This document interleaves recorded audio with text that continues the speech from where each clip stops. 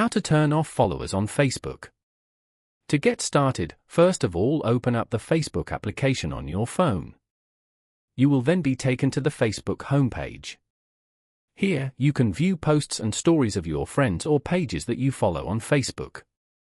On this page, go to the bottom right corner and tap on Menu. Then, go to Settings and Privacy. Tap on Settings. Scroll down to the Audience and Visibility section. Tap on Followers and Public Content. Then, go to Who can see your followers on your timeline. Here, select Only Me.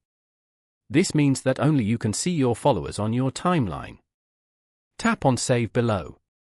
Following these steps, you can easily turn off followers on Facebook. Thank you for watching. Please leave a like if this tutorial helped you, or leave a comment below if you have any questions related to the video.